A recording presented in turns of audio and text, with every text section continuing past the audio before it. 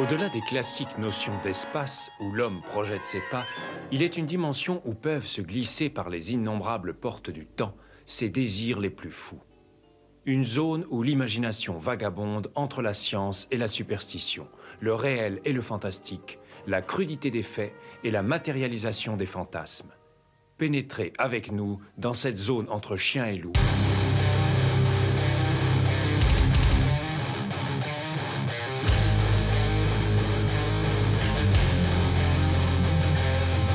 N'éteignez pas votre radio. Ne cherchez pas à baisser le volume. Il est déjà trop tard. 7e dimension envahit les ondes et débarque en mode podcast.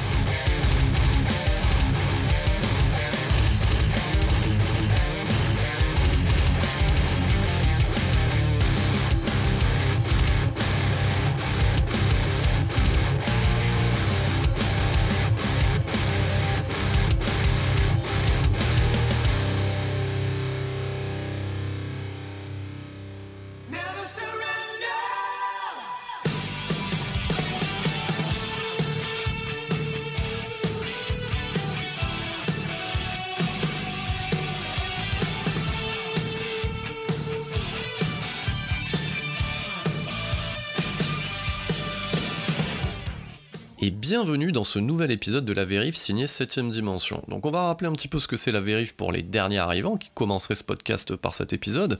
Alors La Vérif, c'est notre format court qui va être dédié en fait aux pépites du genre qui vont être soit rééditées ou remasterisées en Blu-ray ou soit des pépites qu'on n'avait pas pu voir au ciné qu'on récupère par ce biais-là, celui du support physique. Donc on va continuer dans la thématique entamée depuis le mois de septembre qui est dédiée aux films de castagne, aux films de baston à base d'arts martiaux. Donc on reste chez la canon, on abandonne les ninjas. J'espère que vous avez écouté ce fabuleux podcast long sur l'American Ninja. Donc on reste chez la canon et cette fois-ci on va s'attaquer à un autre gros morceau de l'époque qui est là un des représentants de la filmographie de Monsieur Jean-Claude Van Damme.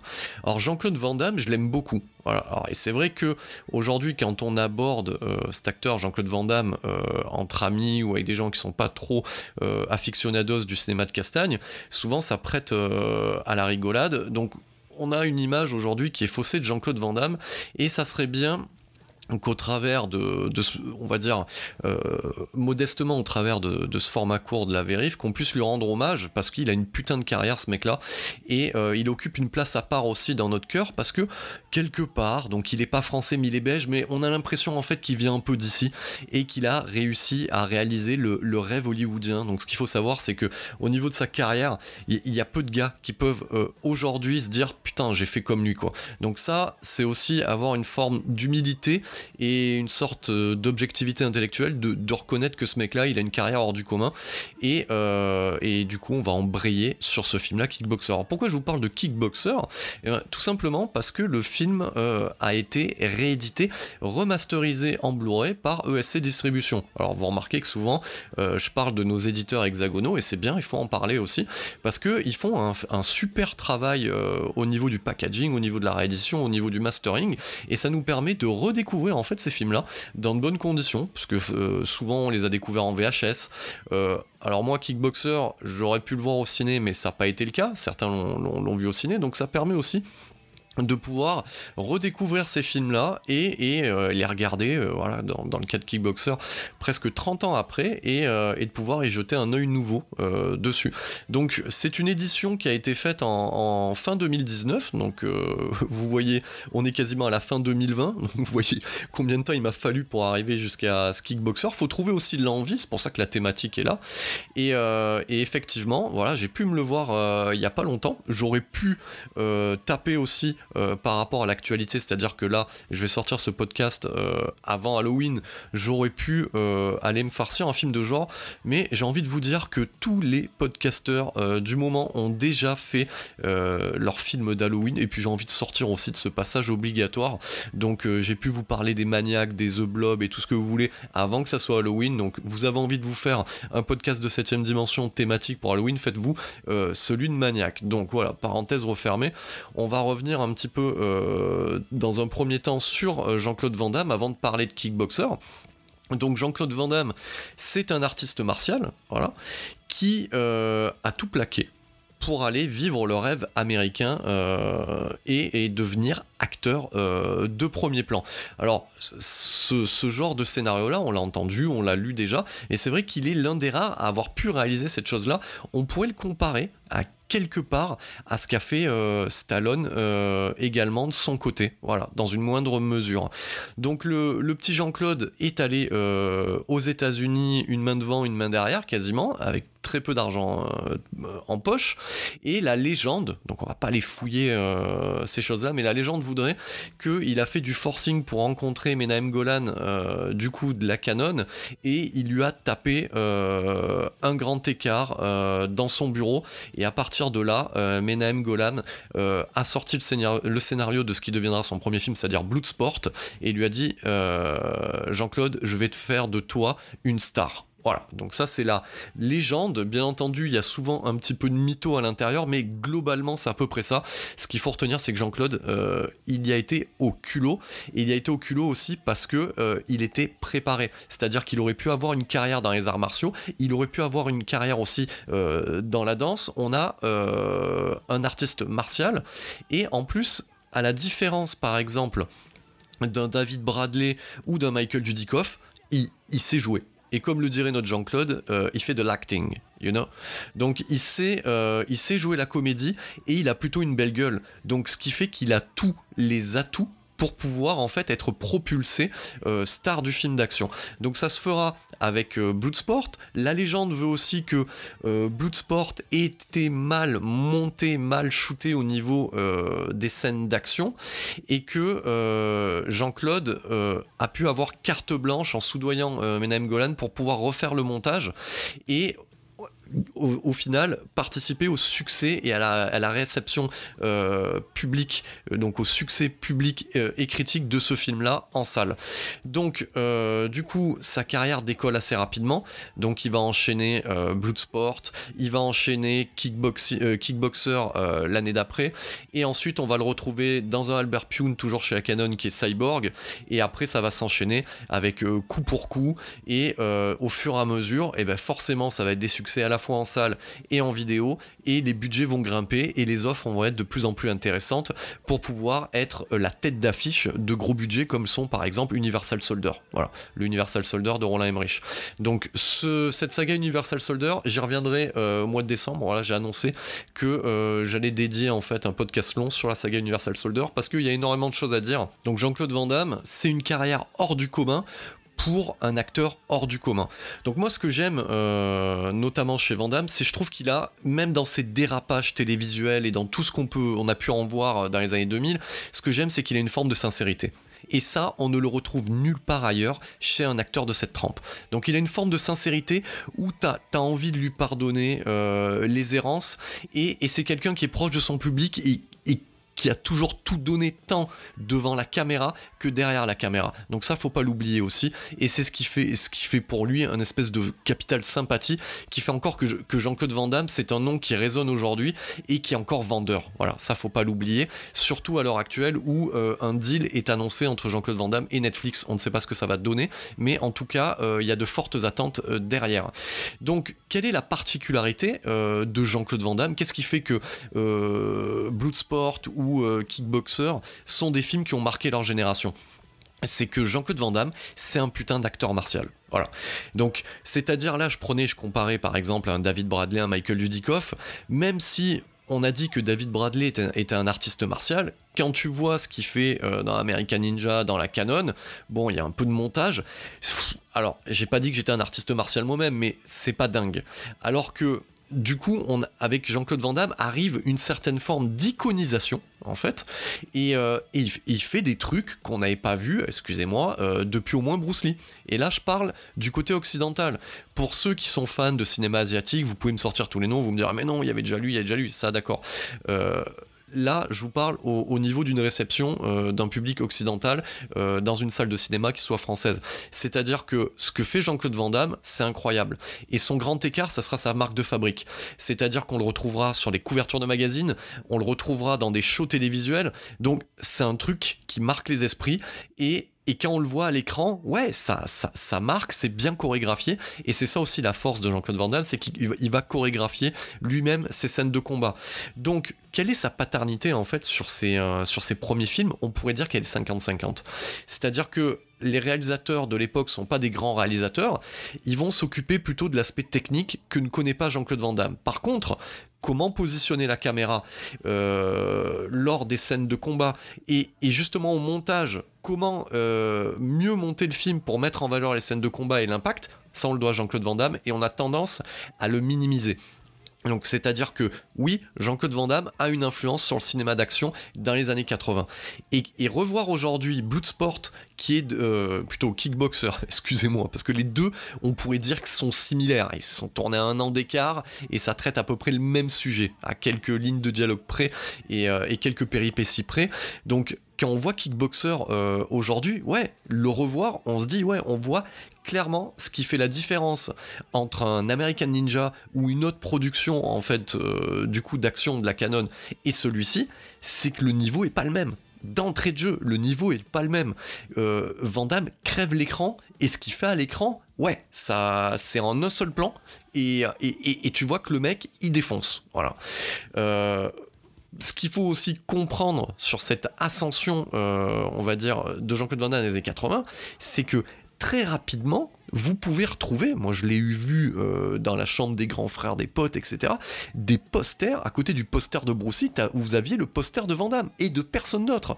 C'est-à-dire que si vous regardez les affiches de Bloodsport et de Kickboxer, c'est ultra iconique, et c'est ultra violent. Voilà, donc ce qu'on retient par exemple d'un film de Kickboxer, si on parle de Kickboxer, voilà, sans résumer le film, on va vous dire, ah ouais putain, c'est le film où Jean-Claude en fait il se bat à l'ancienne, c'est-à-dire avec des gants voilà, qui sont pas des gants, qui sont faits de lanières, où il va tremper ça en fait dans des tessons de bouteilles. Voilà, donc rien que l'idée, elle est géniale, et c'est ce qui marque les esprits. Donc il n'y a pas énormément de choses dans ces premiers films, mais les choses qui sont marquantes et sont bien exploitées. Donc Kickboxer, voilà, ça arrive 1 an après l'uppercut que fut Bloodsport. Alors Bloodsport, c'est 88, c'est l'émergence de Jean-Claude Van Damme dans un film de tournoi qu'on pourrait assimiler comme une sorte d'hommage à Opération Dragon. Donc, et c'est la découverte d'un artiste martial qui crève l'écran. Voilà. Et comme je vous l'ai dit tout à l'heure, on doit la réussite de ce Bloodsport-là au fait que Van Damme soit repassé pendant des nuits et des nuits sur la table de montage pour en faire quelque chose. Voilà, au niveau des combats. Donc, Bloodsport, c'est un succès en surprise en salle. C'est aussi un succès en vidéo, parce que n'oubliez pas que les années 80, ça marche essentiellement aussi sur le va-et-vient entre la salle et la vidéo. Donc Jean-Claude Van Damme, ça commence à rentrer dans les esprits. Et je vais même vous dire, ça plaît même à ta grande sœur et à ta mère, Jean-Claude Van Damme. Parce que comme je vous l'ai dit, il y a un peu d'acting, il a une belle gueule, donc ça passe à tous les niveaux. Donc on arrive sur l'année 1989, et là... on le voit, donc c'est pas non plus un très gros budget de la Canon, on doit avoisiner entre 5 et 10 millions de dollars sur le budget, mais on voit déjà une volonté de production de donner sa chance et de mettre les billes au bon endroit, c'est-à-dire que contrairement à des American Ninja où les budgets vont diminuer au fur et à mesure et que c'est, comme je l'avais dit, c'est tourné soit à l'île Maurice, soit en Afrique du Sud, du coup soit aux Philippines, là Van Damme, ça c'est vraiment, il avait affiché, veut aller tourner en Thaïlande, et il a les moyens de tourner en Thaïlande. Donc déjà, la caméra, les plans sont beaux. C'est réalisé par qui ? C'est réalisé à 4 mains, donc c'est-à-dire par le producteur qui est Marc Dissal et par un chef-op qui est David Worth. Donc autant vous dire, voilà, d'un côté on a un producteur qui passe à la réal et de l'autre un chef-op qui passe à la réal. On voit vraiment que c'est le côté technique qui est assuré. Donc j'ai même envie de vous dire, c'est réalisé à 6 mains. Donc c'est-à-dire les 2 mains de Marc Dissal, les 2 mains de David Worth et les 2 autres mains de Jean-Claude Van Damme. Voilà, donc c'est vraiment un film choral, ça a de la gueule. Voilà, donc de le voir aujourd'hui, ça a de la gueule. Il y a de la violence. Le scénar est peut-être linéaire, mais il y a tout ce qu'il faut à l'intérieur. Et surtout, il y a une implication émotionnelle de par l'acting de Jean-Claude Van Damme. Alors, Kickboxer, ça raconte quoi? Ça va raconter en fait l'histoire de deux frères, donc Eric Sloan et Kurt Sloan, voilà. Donc Eric, c'est le grand frère de Jean-Claude Van Damme, Jean-Claude Van Damme étant Kurt Sloan.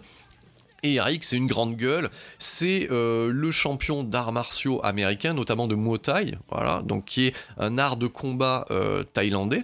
Donc c'est le champion américain, et il décide en fait d'aller en Thaïlande pour affronter, de revenir aux origines au final de cet art martial, et il décide d'aller affronter le champion local, histoire de montrer que les Américains sont les plus forts sur quelque chose qui vient de Thaïlande. Donc autant dire qu'il a une grande bouche, une grande gueule, et que sa modestie ne l'étouffe pas. Donc il arrive là-bas et il va affronter en fait le champion local qui est Tongpo. Voilà. Et Tongpo, en fait, vous le voyez dès les premières minutes en fait du métrage, s'entraîner dans une pièce, et le mec il tape dans un pilier. Voilà, donc dans un pilier en béton, et il défonce le pilier en béton plus le plafond. Et ça, tout ça observé par Jean-Claude Van Damme. Donc autant vous dire que à ce moment-là, le petit frère, il n'est pas en confiance du tout. Donc le combat est organisé, donc Tongpo pète un pilier, et il arrive sur le ring, et qu'est-ce qui se passe? Il pète le Eric Sloan en deux, et il lui brise la colonne vertébrale, et il fait de lui en fait un paraplégique. Voilà, donc autant vous dire que niveau violence, alors il n'y a pas de sang, enfin si, il y en a un petit peu, mais au niveau du body count, on est plutôt pas mal quand même, hein. Ça se passe dans le premier quart d'heure. Donc on s'oriente au final vers un revenge movie en fait, voilà. Ce qui est très efficace au final, hein, parce que le Tongpo il a une sale gueule, donc ça faut le dire, voilà, il a la gueule du mec que t'as envie de fumer. Donc voilà, donc il a une sale gueule, t'es là en train de dire oh putain quand même le Eric Sloan il avait une grande bouche mais il méritait pas d'être paraplégique, mais il est paraplégique. Et donc Jean-Claude Van Damme se met en quête d'apprendre le Muay Thai traditionnel en Thaïlande. Donc il va d'école en école, il se fait refouler, voilà. Et à un moment donné il rencontre un ancien vétéran du Vietnam, voilà. Et ce vétéran du Vietnam, ce qu'il faut savoir, c'est que quelques minutes avant, il l'avait aidé à amener son frère à l'hôpital. Et il se prend de sympathie pour le personnage de Van Damme, et il lui parle en fait d'un vieux maître qui ne forme plus personne. Donc c'est toujours alors ça c'est le cliché un petit peu hein, qu'on a dans les films d'arts martiaux de l'époque. On a ce vieux maître là qui décide de plus entraîner, etc. Et un code d'honneur. Donc il le présente à ce vieux maître là, et du coup le personnage de Van Damme fera des pieds et des mains, c'est le cas de le dire, pour se faire entraîner du coup, et pour apprendre les techniques ancestrales du Muay Thai. Donc du coup, on pourrait dire que le film a une structure ternaire, hein. Donc la première va poser clairement les enjeux, donc avec ce body count qui fait que ça va déclencher le revenge movie. La deuxième partie, ça va être un film d'entraînement, voilà, le training movie, voilà. Et la dernière partie qui est la synthèse, qui est l'affrontement avec Tongpo. Donc voilà, on va dire que la structure est pas des plus complexes, mais elle est efficace. Ça a le mérite d'être efficace, et n'oubliez pas qu'on est sur un film qui dure 90 minutes. Et ça, voilà, sur 90 minutes, c'est très bien. Voilà, ça fait 30 minutes et 30 minutes. Voilà, pas plus ni moins. Donc on va suivre ces périodes d'entraînement, et c'est là aussi que je trouve que ce film-là, il a une force, c'est que on n'est pas dans le pur film de bourrin. Donc c'est-à-dire que dans cette période d'entraînement, on verra le personnage être un peu déstabilisé, aller au bout de lui-même en fait, lors de scènes en fait qui sont très graphiques, hein, notamment ce fameux grand écart. Grand écart, il sait le faire, mais dans le film, on présume que non, et il se fera carrément écarteler de manière moyenâgeuse pour obtenir le grand écart. Donc ça amène un petit peu de relation de souffrance par rapport, et d'empathie par rapport au personnage. Donc on a un personnage qui, dans séance d'entraînement, donc se fait écarteler les jambes pour être plus souple. Il tape du coup contre un arbre, voilà, et il pète l'arbre au final, donc ça c'est assez douloureux aussi, mais ça amène de l'empathie. Et il va aussi développer son agilité en échappant à un chien qui a les crocs, parce qu'il a des morceaux de viande accrochés à lui, il se met à courir. Voilà, donc on a pas mal de scènes qui sont assez intéressantes au niveau du training movie, qui poseront des bases hein, pour les films du genre futur. Et à côté de ça, il a le temps de compter aussi un petit peu Fleurette avec la petite nièce du coup du vieux maître, voilà. Et ça ça amènera aussi quelques scènes. Voilà, on a le côté un petit peu, je fais du training, j'apprends de nouvelles choses et je les mets en application, où le vieux maître n'hésitera pas à le mettre dans des situations déstabilisantes pour pouvoir le tester au niveau de ses nouvelles techniques. Et c'est notamment une scène qui est assez drôle, voilà, alors qui peut être, ça oscille entre le ridicule et le drôle, c'est la fameuse scène du bar. Voilà.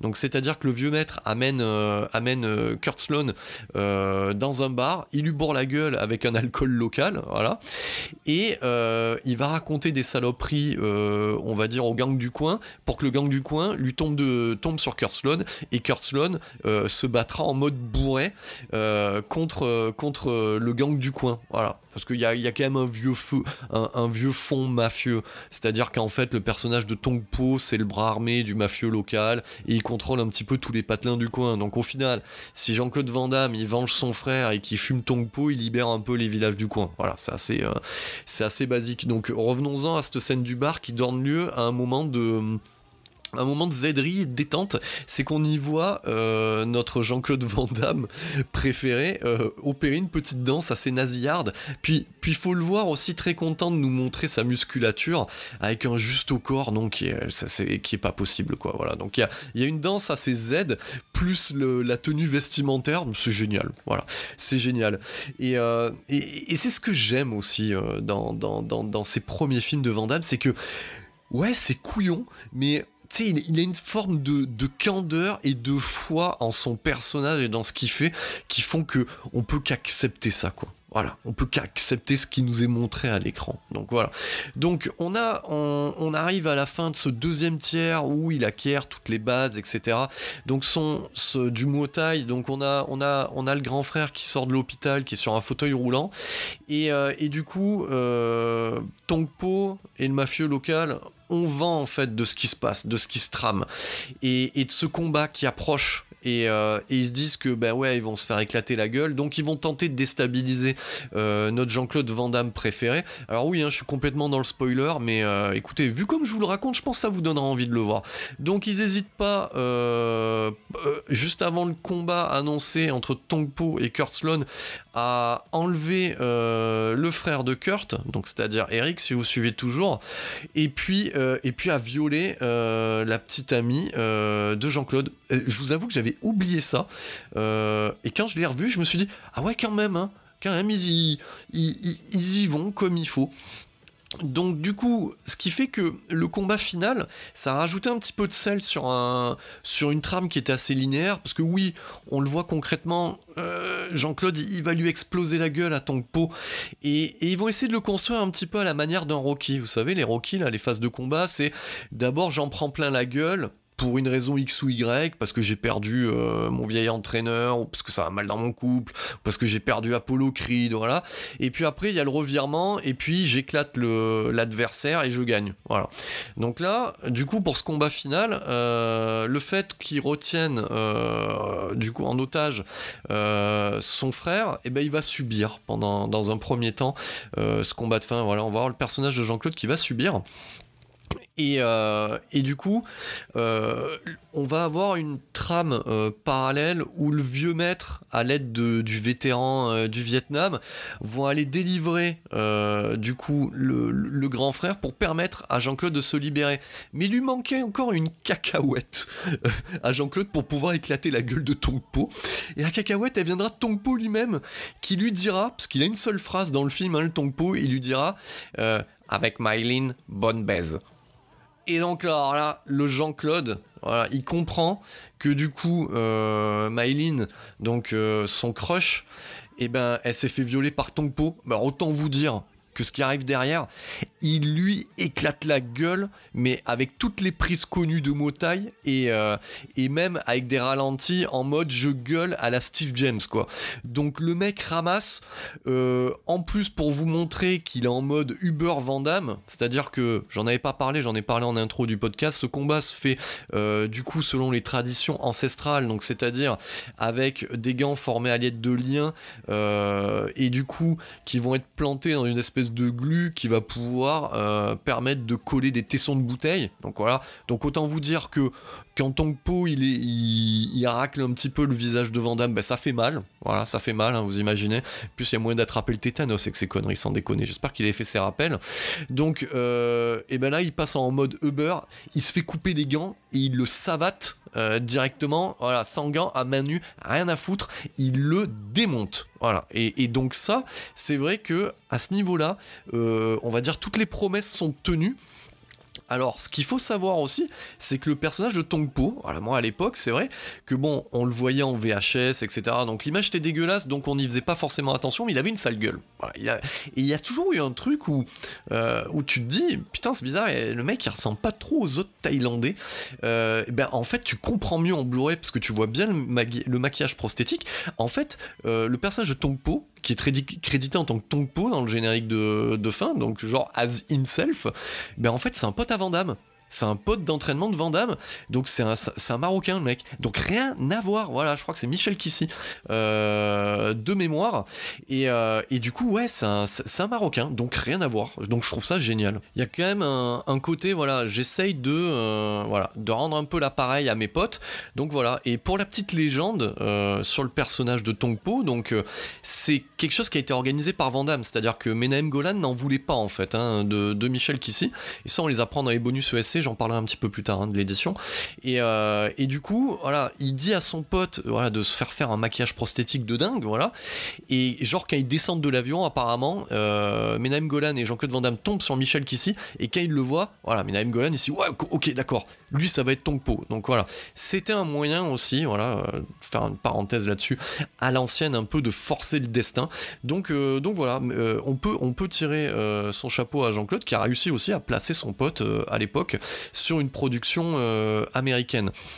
Donc au final, tout est bien qui finit bien, parce que voilà, Jean-Claude pète la gueule de Tong Po, il finit avec Maïline, donc tout va bien, et puis en fait on finit ce film avec la banane, en ayant eu notre quota de suspense et de baston, et voilà, et donc ça c'est en place. Donc Kickboxer, ça sera un succès en salle, ça sera un succès en vidéo, et ça ne fera que amener Jean-Claude Van Damme un peu plus haut sur la carrière qu'il attend, mais globalement, voilà, Kickboxer, Bloodsport, ces deux premiers films, c'est une date dans le cinéma d'action d'époque, et ça impose une nouvelle action star. Alors, du coup, au niveau de ce Kickboxer, quel est son héritage? Qu'est-ce qu'il va amener derrière?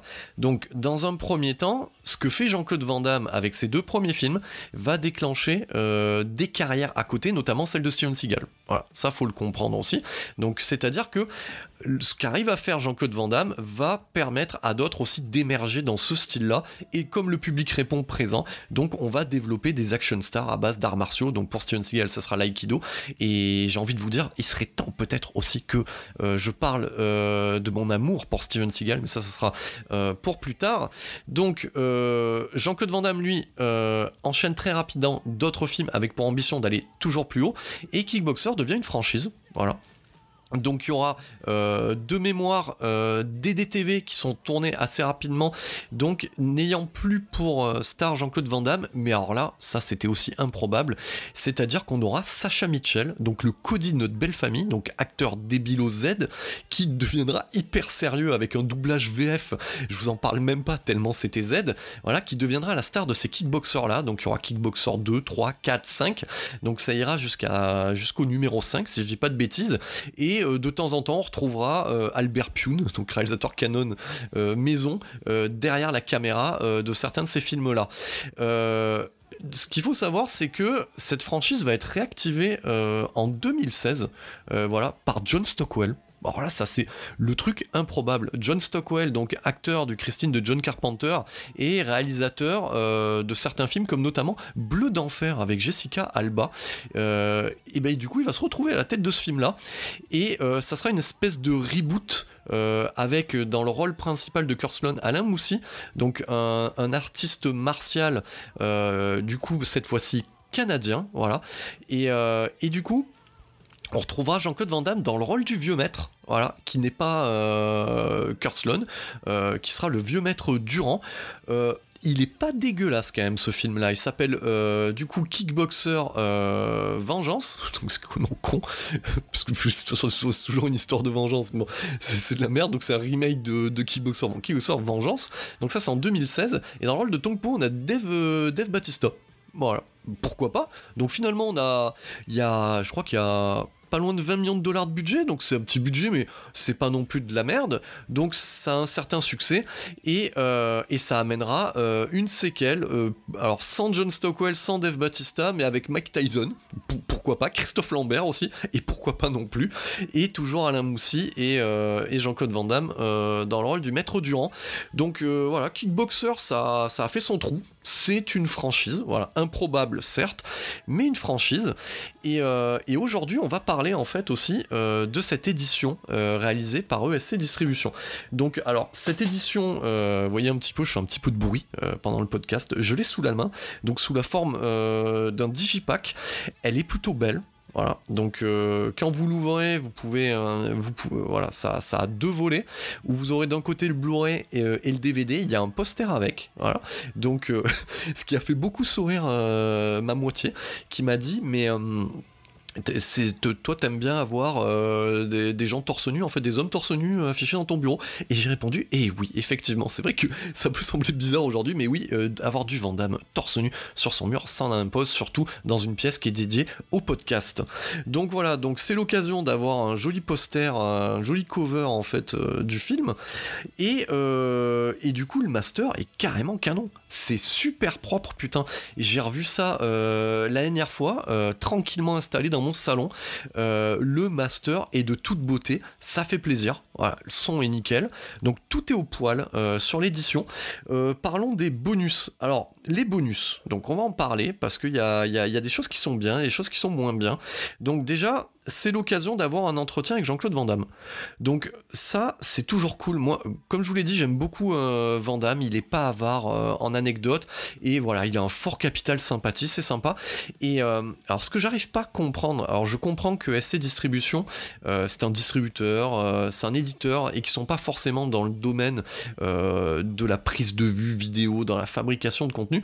Mais j'arrive pas à comprendre comment ils peuvent avoir un habillage graphique, notamment pour les bonus qui défoncent, et avoir des prises de vue au niveau des contenus qui sont, on a l'impression que c'est shooté à la volée quoi, dans les shots quoi, et voilà, et Van Damme c'est vachement bien, mais je trouve que ça manque, le cadre est pas pensé, t'as l'impression vraiment qu'ils ont chopé le mec, ils avaient 5 minutes montre en main, vas-y parle-nous, donc le micro au niveau du son il est mal orienté, donc tu sais, voilà, pour tout vous dire, ce bonus là c'est Jean-Claude qui est pris pendant une pause de son training, donc il est limite un peu essoufflé, c'est cadré très très proche, on voit même dans le miroir de la salle de sport derrière une journaliste, etc. Donc il y a un côté vraiment pris à la volée, donc je peux comprendre qu'avec ce genre d'acteur, du coup, faut faire avec les moyens du bord, etc. Mais voilà, les gars, je pense qu'il y aurait moyen de réfléchir à autre chose. Mais je pense pas que c'est votre problème à vous. C'est plutôt le problème au niveau du cadreur, qui demanderait peut-être un peu plus de préparation à ce niveau-là. Et pourquoi je me permets de dire ça ? Voilà, et c'est ça, hein, le petit podcasteur là. Pourquoi il se permet de dire ça ? C'est parce que dans mes activités professionnelles, je bosse là-dedans. Donc c'est pour ça que je peux me permettre de faire ce genre de remarques. Donc, alors l'entretien est cool, mais en termes de prise des vues, on pourrait mieux faire en termes de cadre. Autre bonus intéressant qui n'est pas un bonus vidéo mais qui est un bonus papier, c'est-à-dire que j'en ai pas parlé mais il y a un livret en fait qui est contenu dans la tranche, qui nous apprend énormément de choses avec des images de tournage, et ça c'est toujours cool. Moi j'aime bien avoir le côté un petit peu papier. En même temps j'édite un fanzine depuis une 20aine d'années, donc vous m'étonnez que j'aime bien l'objet quoi. Mais ouais, j'aime bien ce côté de livret. Donc il y a un travail éditorial qui est très intéressant de remettre en perspective et qui se concentre plutôt en fait sur Bloodsport, donc voilà, ce qui m'a permis d'avoir un peu plus d'anecdotes pour nourrir ce podcast et d'en apprendre un peu plus, donc ça c'est plutôt cool. On a un autre bonus qui est dédié en fait à Hélène Méric, qui était la fille de Starfix, entre guillemets. Starfix qui était une revue hyper connue du cinéma dans les années 80-90, aux côtés de Mad Movies et de l'écran fantastique, et qui n'existe plus aujourd'hui sous sa forme originelle, et donc du coup elle s'est retrouvée assez vite à interviewer dans cette période là tous les gros bras du cinéma d'action, et a entretenu une relation professionnelle suivie, et non pas personnelle mais professionnelle, avec ces gens-là. Donc elle y a dédié un bouquin il y a quelques années de cela, et donc du coup elle nous parle un petit peu de comment elle a pu interviewer Van Damme à l'époque. Donc on a pas mal d'anecdotes en fait qui sont intéressantes, mais du point de vue des films, ça reste un petit peu du niveau, ça m'avait fait rigoler, du niveau un peu de ta mère qui te parle d'un film. C'est vrai que elle, quand elle te parle de Kickboxer, comment on l'avait trouvé en salle, c'était beau. Oui, qu'est-ce que tu peux rajouter à ça? Oui, c'était beau. Donc voilà, donc c'est assez rigolo d'avoir ce côté-là où tu te rends compte au final que ces journalistes-là, à l'époque, ont vécu cette période-là et qui se sont pas rendus compte de ce qui se passait en fait. Voilà, c'était beau, machin, qui n'ont pas eu le recul qu'on a aujourd'hui pour analyser l'impact que ça a pu avoir sur le cinéma d'action en général. Donc un bonus assez sympa. Et maintenant on va parler d'un tout autre type de bonus que comment le décrire? Donc vous avez 2 bonus en fait qui sont dédiés aux techniques de combat utilisées et aussi de la success story de Kickboxer qui sont menées en fait par un artiste martial qui est André Zetoun. Alors du coup loin de moi l'idée en fait de mettre à dos André Zetoun parce que je pense qu'il pourrait m'exploser la gueule s'il me croisait dans la rue, mais en fait le mec a l'air proche de la retraite et du coup il t'explique un petit peu les coups qui sont faits dans le film et tu sens que quand il va te la montrer ça va être plus ridicule ou ça aura pas le même impact que le reste. Donc le mec est avec un micro, voilà, le poids des ans se voit sur lui, si vous voyez ce que je veux dire, et quand il tape il est essoufflé. Donc au final, je comprends l'envie de SC de distribution d'aller chercher un artiste martial pour parler de ça. Je pense qu'ils auraient pu en trouver un autre. Alors il est très bien André Zetoun, mais et du coup ça désamorce un petit peu ce qu'il tente de nous expliquer et ça amène de temps en temps un côté ridicule, rigolo au truc. Donc voilà, c'est peut-être les bonus les plus faibles de l'édition, mais on va pas se plaindre au final parce qu'on a la possibilité pour 20 balles, parce que c'est toujours à peu près ça, de voir ce film-là dans de bonnes conditions, d'avoir des points de vue divers et variés, que ça soit ceux de Jean-Claude Van Damme, que ça soit ceux d'Hélène Méric et même ceux d'André Zetoun sur une œuvre comme Kickboxer. Donc on va pas bouder notre plaisir et dire que quand même, ouais, si vous aimez Jean-Claude Van Damme, c'est un must-have à avoir. Donc sachez que l'éditeur s'est fendu d'une édition muchos dineros, donc une édition vraiment où on a mis les petits plats dans les grands sur double impact en mode simili VHS où il y a de tout dedans, un facsimilé d'un magazine de l'époque, un poster, etc. Donc ils ont mis tout ce qu'ils avaient dedans et du coup, sachez qu'ils ont signé un partenariat, donc ils ont dû récupérer les droits de pas mal de films de Van Damme, et ils vont commencer à partir de l'année 2021 à nous sortir des pépites. Donc, a été annoncé déjà il y a quelques mois, coup pour coup. Ah, moi je l'adore coup pour coup. J'en ai un bon souvenir. Donc sachez que c'est l'un des premiers scénars de David S. Goyer, voilà, l'homme qui était derrière Blade et qui est derrière du coup les Superman de Zack Snyder et surtout que c'est un film de prison. Donc imaginez, voilà, pour moi c'est aussi bon que de sécurité, sauf que vous rajoutez le fait que c'est Van Damme et qui va pouvoir faire son coup de pied retourné dans les airs et du grand écart, donc ça c'est cool. Donc il y a coup pour coup et il y a surtout Chasse à l'homme, Hard Target, qui est le premier film de John Woo. Et ce Hard Target, je l'aime bien parce qu'on dirait une espèce de suite remake d'Avenging Force. Voilà, donc il y a ce côté-là un petit peu, et dedans, Van Damme, il a une gueule pas possible. Il s'appelle Chance Boudreau, il a un mulet, et c'est quasiment un personnage de western. Non, il est génial. Et on peut espérer, parce que ce film-là, sachez que il a été tronqué à sa sortie salle, je crois qu'il fait moins de 90 minutes, et apparemment, il y aurait une version longue. Voilà, il y aurait une version longue qui permettrait de rendre justice au travail de John Woo et de Van Damme sur ce film-là, et on peut espérer, alors ils nous en ont pas parlé, mais on pourrait espérer que cette superbe édition de SC Distribution permette de visionner aujourd'hui ce fameux Director's Cut, comme ils ont pu le faire récemment avec le Cabal de Clive Barker. Donc de grosses attentes sur cette filmo qui va être éditée par ESC Distribution en 2021, sur cette filmo de Jean-Claude Van Damme. Donc j'espère que vous avez pris du plaisir à écouter ce podcast court, notamment cette vérif sur le Kickboxer de Jean-Claude Van Damme. Je reviendrai forcément sur des films de baston de Van Damme au fur et à mesure, et du coup je voulais annoncer, on aura droit à un podcast long sur la saga Universal Soldier, où je vous dirai tout le mal et tout le bien que je peux penser de Roland Emmerich sur sa filmographie, et surtout en revenir sur cet enchaînement de séquelles improbables, où on va enchaîner 2 DTV minables, et après repartir sur un reboot, voilà, réalisé par le fils de Peter Yams, c'est-à-dire John Yams, et qui nous amènera un chef-d'œuvre inespéré, du coup, avec Universal Soldier, le jour du jugement, qui, si on comptabilise tout, en fait, était le 6e opus, où on aura aussi la venue d'un autre castagneur en chef qui est Scott Adkins. Voilà, donc ça sera pour le mois de décembre, et là pour le mois de novembre, du coup on va rester dans la castagne, mais on va revenir à un truc un peu plus cool, un peu plus tradi. On va aller sur la trilogie d'origine des Karate Kid, suivi d'analyse en fait, et de mon avis, qu'on attend tous avec impatience, sur la série Cobra Kai. Vous venez d'écouter le 11e épisode de La Vérif, et ici à 7ème dimension, notre créneau à nous, c'est le cinéma de genre bordel. Merci pour votre écoute.